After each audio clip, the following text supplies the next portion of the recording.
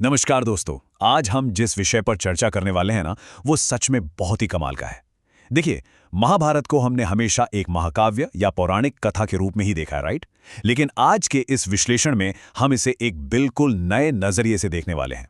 हम बात करेंगे उस प्राचीन सैन्य रणनीति की, उन दिमाग घुमा देने वाली व्यू रचनाओं की और युद्ध के मैदान की उस ज्यामिति की, जिसने इस पूरे महायुद्ध की दिशा ही बदल कर रख दी। मतलब हमारा फोकस सिर्फ योद्धाओं के तीरों पर नहीं, बल्कि उन मास्टरमाइंड रणनीतियों पर होगा जिन्होंने असली खेल रचा। तो चलिए, बिना किसी देरी के शुरू करते हैं।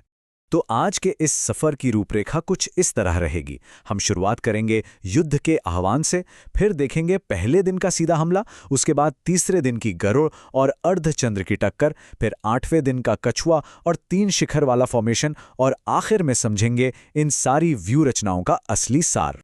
भाग 1, युद्ध का आवाहन। चलिए, सबसे पहले उस महासंग्राम की थोड़ी सी बैकग्राउंड समझ लेते हैं। अब देखिए, युद्ध के मैदान की उन जटिल आकृतियों को समझने से पहले जरा इस लड़ाई के स्केल को सोचिए।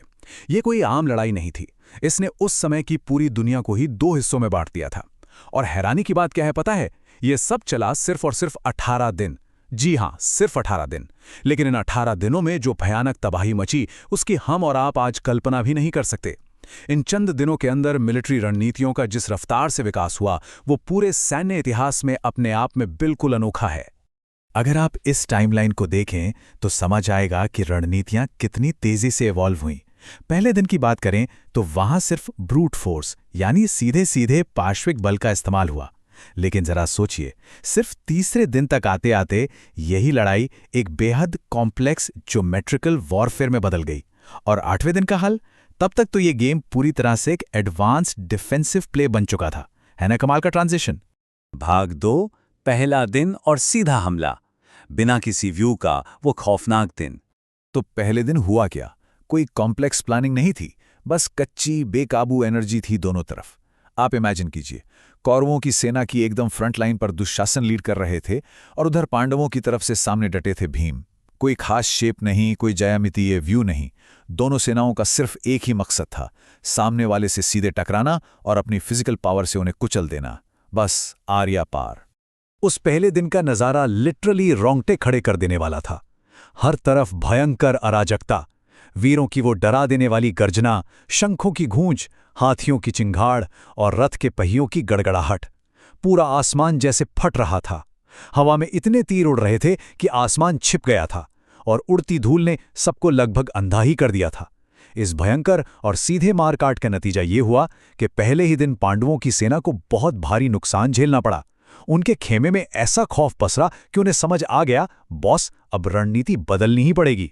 भाग 3, तीसरा दिन, गरुड़ बनाम अर्धचंद्र।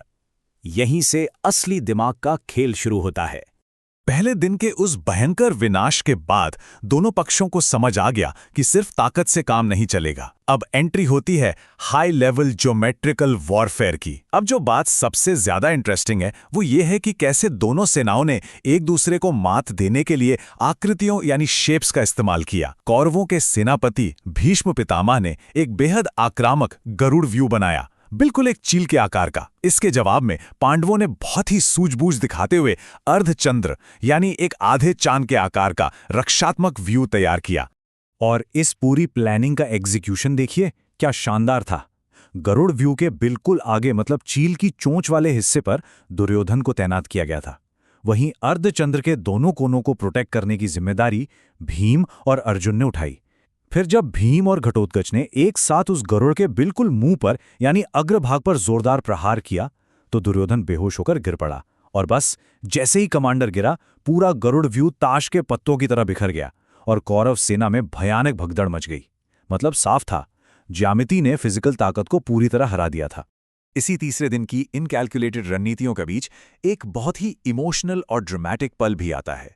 जब भीष्म ने देखा कि उनकी सेना ऐसे बिखर रही है, तो उन्होंने अर्जुन पर तीरों की ऐसी भयानक बारिश की कि हालात आउट ऑफ कंट्रोल हो गए। स्थिति इतनी बिगड़ गई कि खुद श्री कृष्ण गुस्से में अपना रथ छोड़कर एक टूटा हुआ पहिया लेकर भीष्म की तरफ दौड़ पड़े। तब भीष्म ने क्या किया?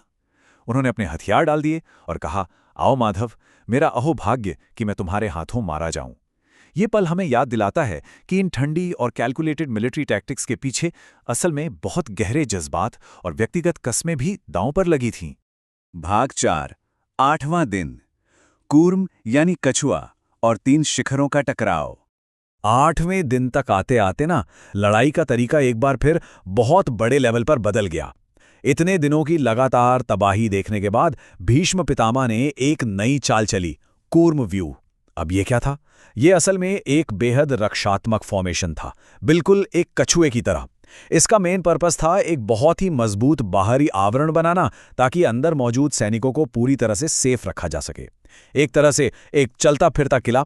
लेकिन कहते हैं ना, हर ताले की एक चाबी होती है, और ये रणनीति इस बात का परफेक्ट उदाहरण है कि हर व्यूह का कोई ना कोई तोड़ जरूर होता है। कौरवों के इस अभेद्य दिखने वाले कछुए के खोल को तोड़ने के लिए पांडवों ने 3 शिखर वाला फॉर्मेशन बनाया। ये एक मल्टी प्रोंग्ड यानी कई दिशाओं से होने वाला हमला था, बिल्कुल एक त्रिशूल की तरह। इसे डिजाइन ही इसलिए किया गया था ताकि सारी ताकत एक जगह लगाने के बजाय 3 अलग-अलग पॉइंट से उस मजबूत आवरण को बेधा जा सके। इन 3 शिखरों को लीड कौन कर रहा था? भीम, सात्यकी और युधिष्ठिर। और आपको बता दूं, इस मल्टी डायरेक्शनल हमले ने कौरवों के उस रक्षात्मक कवच के सचमुच छितड़े उड़ा दिए। इसका असर इतना ज्यादा विनाशकारी था कि 8वें दिन के पहले ही हमले में भीम ने दुर्योधन के 8 भाइयों को मार गिराया।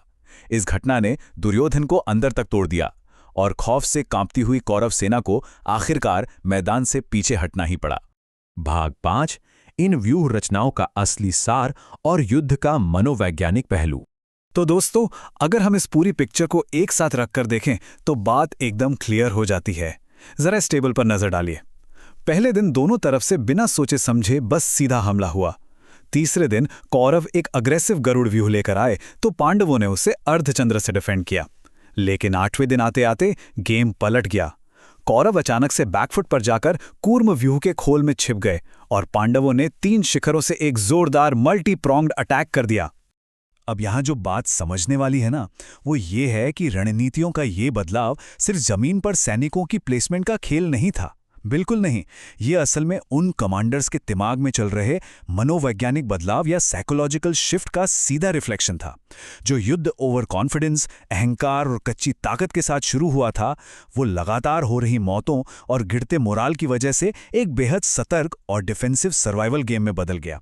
सच कहूं तो ये व्यू रचनाएं असल में योद्धाओं के गिरते आत्मविश्वास और उनके अंदर बढ़ते डर का फिजिकल शेप थी। तो इस पूरे डीप एनालिसिस के बाद हमारे सामने एक बहुत ही दिलचस्प सवाल खड़ा होता है। युद्ध के इस इतने बड़े रंगमंच में क्या जीत सच में सिर्फ बाहुबल या ताकत से तय होती है, या फिर इस बात से कि आप युद्ध के मैदान की ज्यामिति के हिसाब से खुद को कितनी चतुराई से ढाल सकते हैं? महाभारत का ये अध्याय हमें यही सिखाता है कि रणनीति, दिमाग और एडाप्टेबिलिटी हमेशा सिर्फ ताकत पर भारी पड़ते हैं। मुझे पूरी उम्मीद है कि अगली बार जब आप किसी ऐतिहासिक युद्ध के बारे में विचार करेंगे तो आपका नजरिया सिर्फ हथियारों तक सीमित नहीं रहेगा, बल्कि आप इस रणनीतिक एंगल को भी जरूर सोचेंगे। आज के इस विश्लेषण में हमारे साथ जुड़ने के लिए बहुत बहुत शुक्रिया।